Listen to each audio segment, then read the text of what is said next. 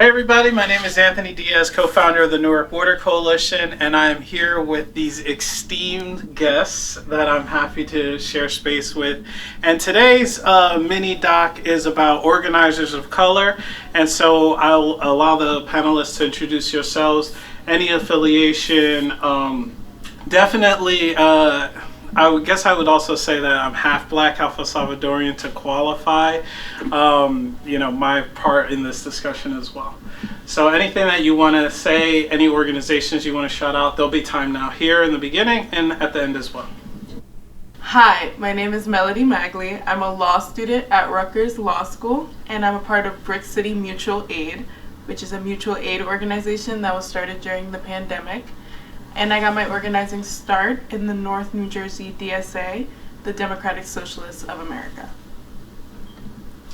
My name is Yvette Jordan. I'm a history teacher in Newark Public Schools. I'm also chairperson of Newark Education Workers Caucus and have been a member of that since 2012. I got my organizing chops, I guess you could say, when I worked in New York City, and I worked with young people and community-based organizations. Since I've been over here, though, I've been working in the community and especially with lead and water. Happy to be here.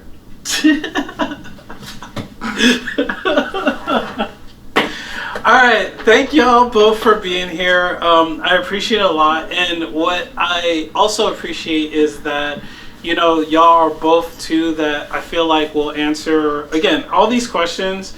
Feel free to answer them as truthfully as you want, as transparently as you want, because I know some of these topics can be very heavy, and I just want to start off the bat with a heavy question. So what has been the hardest part about being a person of color in organizing spaces? And because there's such a breadth of organizing between both of y'all, if there's multiple instances, feel free to share. I'm just curious. I just want to jump in if you don't mind. I don't see that as a hindrance, and I really don't, because other people may see it, and the more, I guess, exposure I get, and I'm talking about locally and on a state and national level, and people mention that, I'm like, what are you talking about? And the reason I say that is because, frankly, I come in, I believe, with this attitude of I know what I'm saying, I feel communities, I feel people. And that's what you've got to do as an organizer. You have to understand who the people are, who the community is. And you can't even think about organizing until you have a connection with the people. And I'm very vocal, I'm very outspoken. If I don't feel you understand who we are and who the people are who actually need you, I'm going to mention it, I'm going to say it, and I'm straight up. And I think, while some people are taken aback by that, more times than not, I believe I'm respected for it. And because I do that, the more confidence I get in doing that. It's like, you're not going to stop me. I got this. Oh, I like that. That's a word. No, seriously. But I do think that also posits a challenge when you may be the only person in that group that you're organizing with, that coalition, what have you, that understands that community-based form of organizing. Because I feel like it's really easy to fall into like making lists and doing it in a very formal way, and I don't think that's how a lot of people of color, black people, organize around issues. It's all very community-based, and it's in the churches, and it's in the restaurants, and in the schools, and there has to be a level of socialness to what you're doing, and a lot of people don't see it that way. They see it as like, well, if we organize the exact kind of coalition and it's nice and neat and we work with politicians, then we'll get it done, no problem. And that's, if anything, a challenge I've faced, because no one really sees that social aspect as being important. It's like, oh well, We've done the business. When you say social, what do you mean? Because I'll say it like this. When I hear you say social, I'm thinking joy.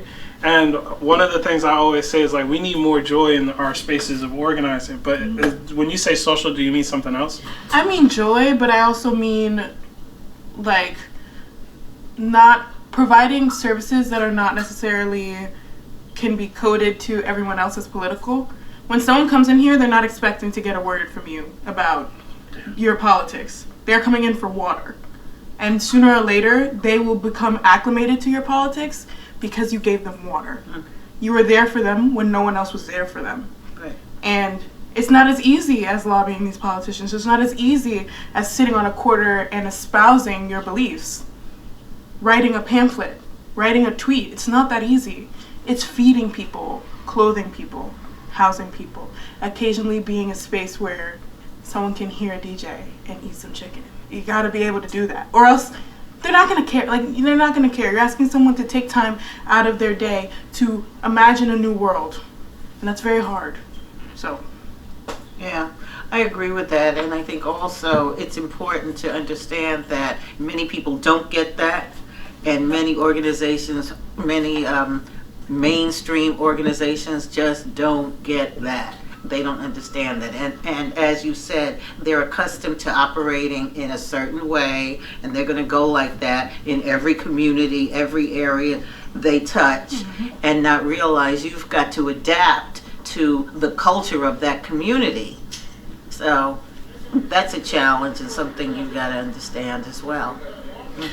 One of the things that I say quite often is that, like, you know, every block in Newark is different. Every block in Newark is different. Every block has a different feel. And so even if you've been organizing in the city for years, if you show up somewhere new, it's like being there for the first time. And it really puts in perspective, like, how big this city is for me a lot of the times. I'm very curious. I crossed this question out, but I'm very curious to hear y'all's take on this. Is oftentimes, you know, even in the community where we're at right now, what I hear often is like, well, we're like crabs in a bucket. Always that crabs in the bucket euphemism and saying, and it bothers me so much because one, it's like, that's not how crabs live in, one, I've heard that said. And two, it's like there's so many people out here doing great things. So when someone hits you with that, what do you say? I forsake people who view organizing and activism with a form of professionalism or with a form of, this is my job, careerism is the word I'm looking for. And that's how you end up with a statement like that. It's like, oh, we're all doing too much. There is no such thing as too much. Do you see what's happening outside? There's no such thing as too much. So when you get that crabs in a bucket statement, that's the first, that sounds like the musings of someone who sees activism as a career and not like a full part of who you are as a person. That's powerful right there. Right, a career, which flows into like the money aspect, right, and the funding, and how much funding are you getting, and this organization is getting all of this funding, I want some of that funding. And that's the crabs in the barrel syndrome, and how people think like that. And that's ridiculous. And my stance is we should be in this business to go out of business. And then once I say that, you've got to break that down for people so they understand what I mean. I mean that we should be in this business, this organizing, being an activist, in the business to be out of business. Meaning when we are out of business, everything is successful. The people are thriving. So that is our goal. But many times organizations are just in it to get funded and funded and funded and aren't think of the end. They're not thinking of the end game. The end game is not in their mind, and that's all that should be in the forefront of your mind. You don't want to be in this business forever. Why would you want that? No.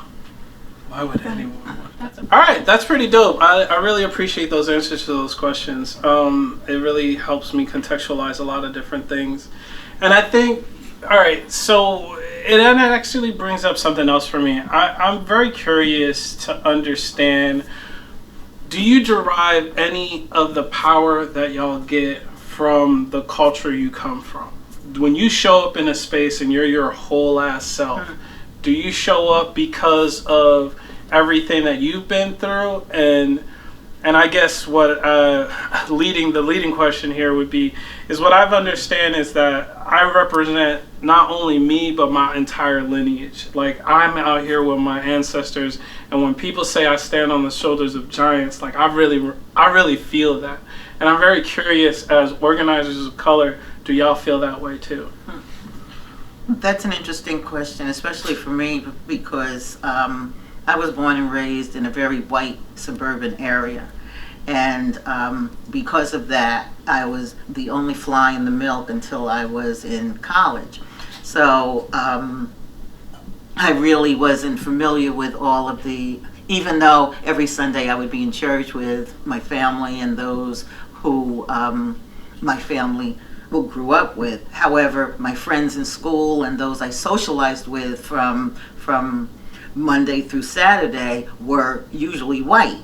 So when I was in college is when I really made the transition, and then I got more assertive.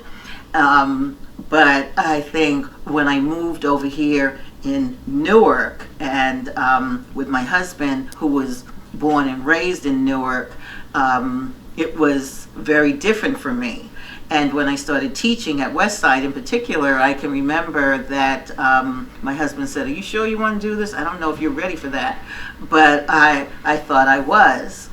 And I would speak with students about, you can do this, you're smart, and I would really empower them. So I thought, and I said, you can go to college and then you can leave Newark and live someplace else. And it wasn't until Donna Jackson's mother, Donna Jackson is an organizer, somebody, Donna. Yeah. Her mom was a science teacher in Westside, and her mom told me, "Yvette, I want to stop you right there as you're talking. I heard what you said." I said, "What do you mean? I'm supporting them." And she said, "You're also really bringing down their neighborhood, their community, their culture." And she broke it down to me. When I left that woman, I felt knee-high to a roach, because she was explaining to me that you cannot do that to somebody and disempower their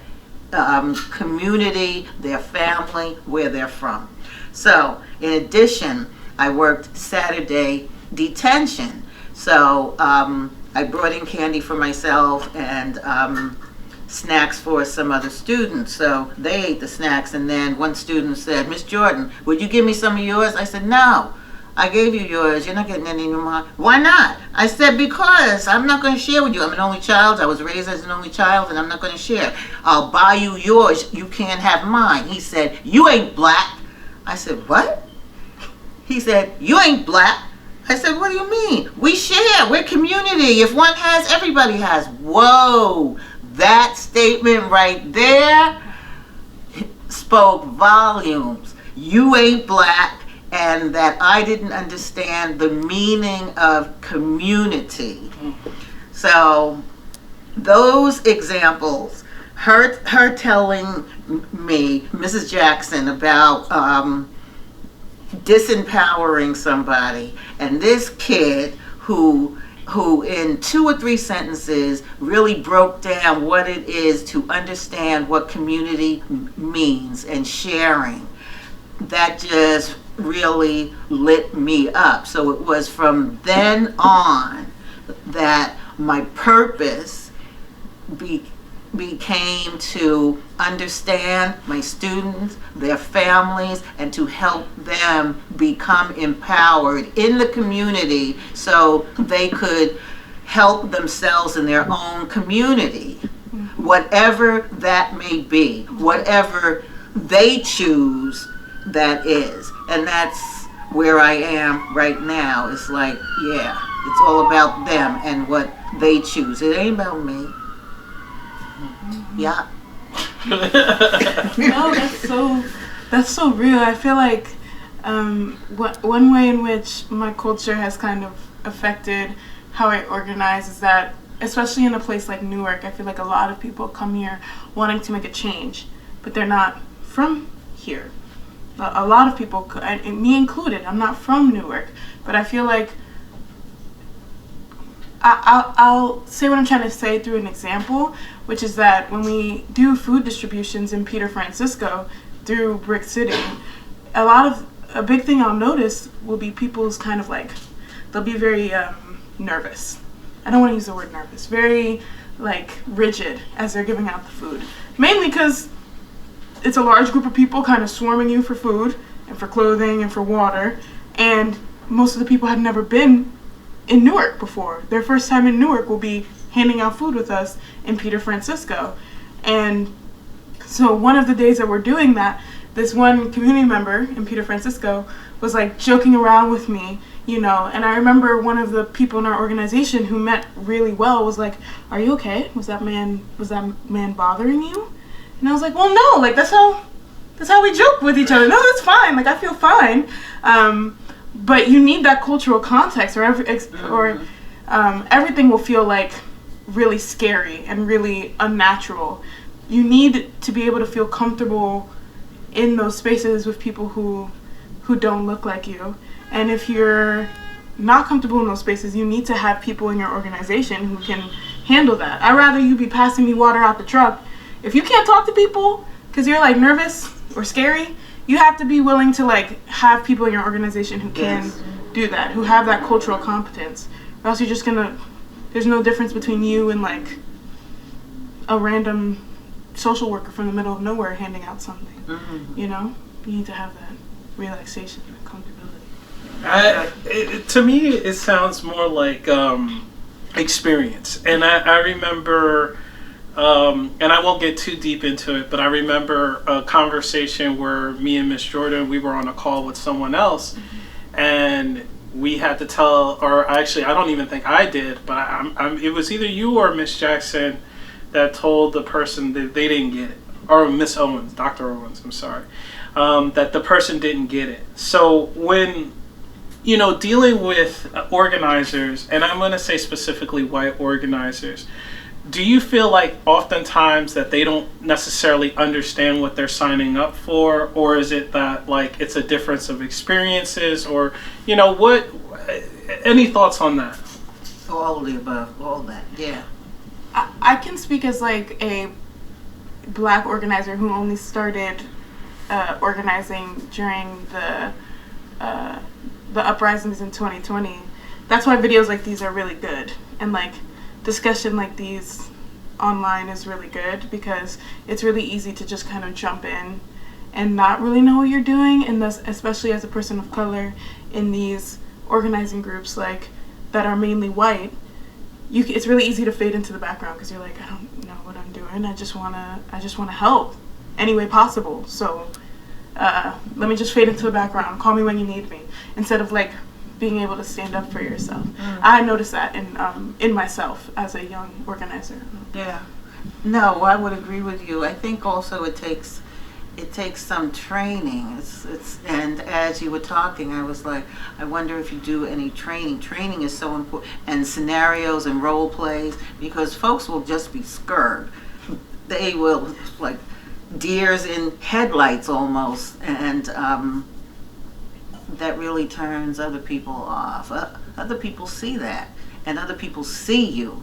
Mm-hmm. And I was speaking earlier about how when somebody was speaking and they have a very strong accent, and this is a Latino, Latinx brother, excuse me, and somebody white said, "Oh, you spoke very well." It's like, what? So we have to be very careful and help people to understand how they sound and how they come off, because it can be an affront. And the same as Ms. Jackson, I'll go back, told me, you can't say that. And when you do that, this is how it makes somebody feel. It's the same way as your person, if they're handing out food or whatever it is. We have to help them and show them and explain how it makes somebody feel, because it can really like, yo, I don't need your food, I don't need your water, no. So I guess a follow-up question to that would be, do you think that, or something that I've heard, which I think is really interesting, that it's not our job to explain all of this to white organizers. But then you get into the thing of like, well, if you're not the one explaining it, how will they know? How do you feel about that? I've been taking political education classes with Panther elders, and one of the things that we talked about was Rainbow Coalition, and it really took me out of the deeply online modes I had about racial identity and what it means to organize with other people who are a different race or ethnicity than you, because there needs to be an understanding that, like, if we're going to see any version of the world that we want to see, like, we must in some way work together. Like, we gotta reach like some level of common ground, or else it's impossible. And so there needs to be, that doesn't mean like commiserate with people who don't respect you as a person. I deeply disagree with that, but like, if someone is at least with you on the common ground, like we're fighting for this same thing, there needs to be some level of patience, because eventually, when you think of the groups we were trying to form at the mutual aid conference, like, I can't go into middle of nowhere Pine Barrens, New Jersey and talk about anything. I don't know anything about that, but there's going to be a rural socialist who can teach me about what's going on down there, and I have to be willing to listen, even if they're white and, you know, they've been taking my lead here in Newark for how many months or weeks or years. I have to be willing to sit down and be like, okay, teach me about the Pine Barrens. Teach me about South Jersey, rural New Jersey, places I've never been. And even further out. You have to be willing to listen to each other, or else it's not going to work. It's not going to work at all. That's a great point. Yeah. What would you say informs your organizing?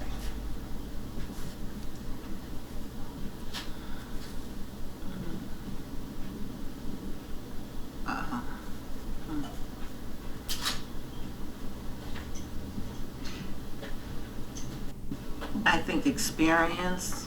For me, it's young people, since I deal with students so much. It's their experience.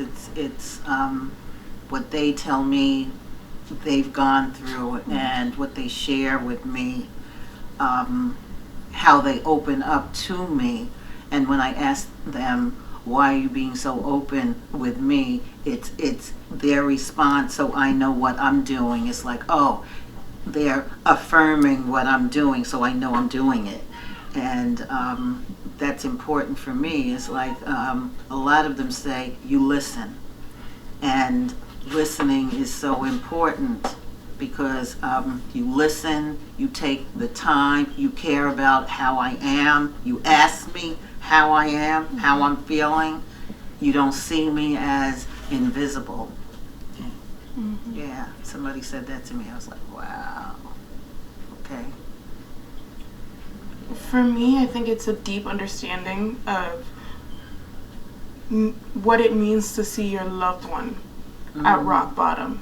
Because 9 times out of 10, whether I'm helping provide legal services or it's mutual aid, like sometimes it'll be the person at rock bottom, but so many times it's that person right above rock bottom, who's like, I'm trying to help you like out of this rock bottom, and I know what it's like to be that person, and what it's like to get that one little piece of help, whatever that help is. May it be like a free legal service to make sure that your relative is not going to jail, or going to a food pantry, or being able to get like that one late bill paid off. Like, I know what that looks like, and so I don't think I can be doing anything else, because if there is no people willing to be that person right above rock bottom, we're all going to, maybe that is the crabs in a barrel. Maybe that's that. No. Maybe that's the real version of it. Got to be willing to pull each other up, or we're all going to be down there eventually. Yeah. So I only have about 2 more questions left, and one of my favorite things to talk about is liberation. Because when I talk about like what are my goals, it's always liberation. And what that looks like is, at least for me, is being able to define when I choose to get up and when I choose to go to sleep. And I think that that is something that we don't talk about often in our communities. But what does liberation look like to y'all? Equity. I think it's equity.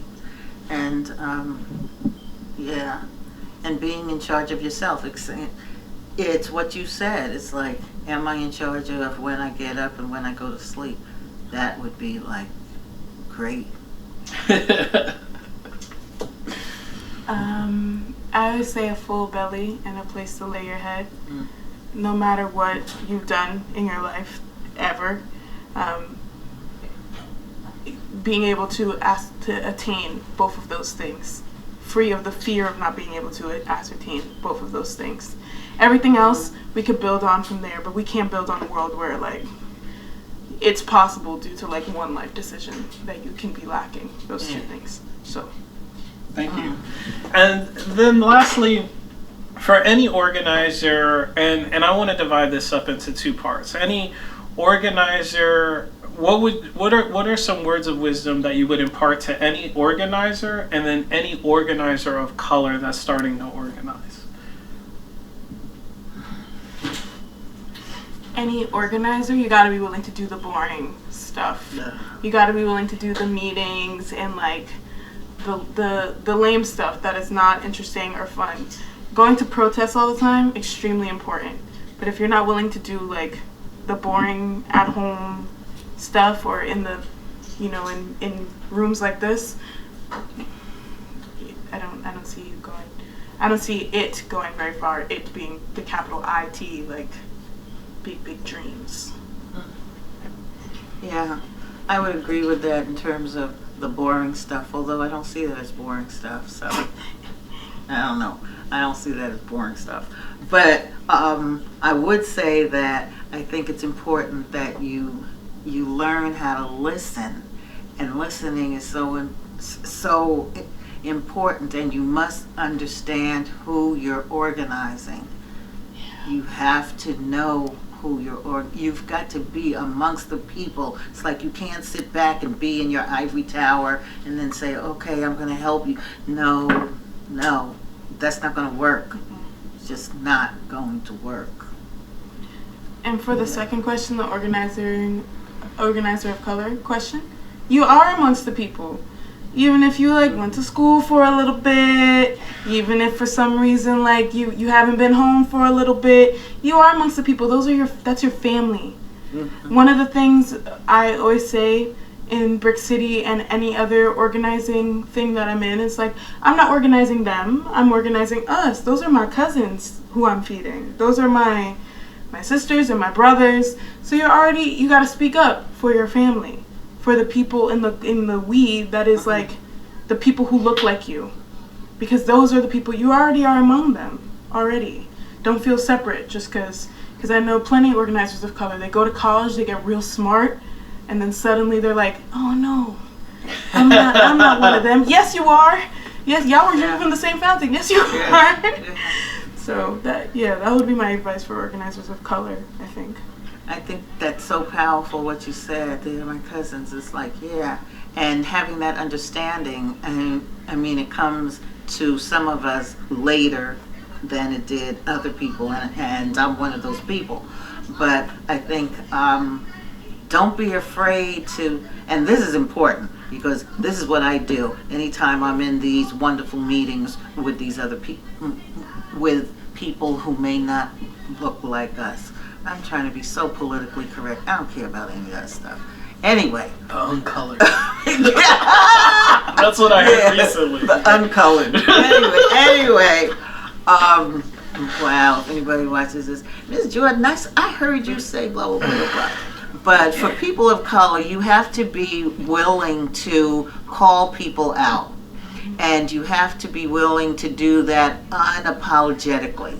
And an example of that is like Anthony and I have been in meetings where we just say, you know, you have to go to the experts. You can't think you are the experts because you're not. The people in the community are the experts. And you have to be able to ask them, what do they need? What do you think you need? And help them get it. It's like all of this top-down stuff ain't gonna work. It's just not. Yeah. I appreciate both of that. I think, you know, such a wealth of knowledge and wisdom here. For me, one of the things that I realize is that every new chance to organize is just a new chance to organize. That it's completely different. It's completely void of any past experiences because the community is different, the area is different. You know, there's just so much in there. So I really, really appreciate that. I really appreciate this time that you folks have spent here with me. Thank you for listening to this panel on Organizers of Color. Before we wrap up, if there's anything that either of you want to plug, organization-wise, Instagram-wise, social media, this would be the time to do it. You can find me at Yvette Jordan, YvetteJordan.co, or on IG at Sweet19605. You can figure that out eventually. If you want to financially support Brick City Mutual Aid, maybe Anthony could put our donation information in the description of the video. We are always accepting donations. We don't only hand out food, but we help people with rent and bill payments, and the only way we can do that is with money. So you can help us out there. All right. Thank you, everybody.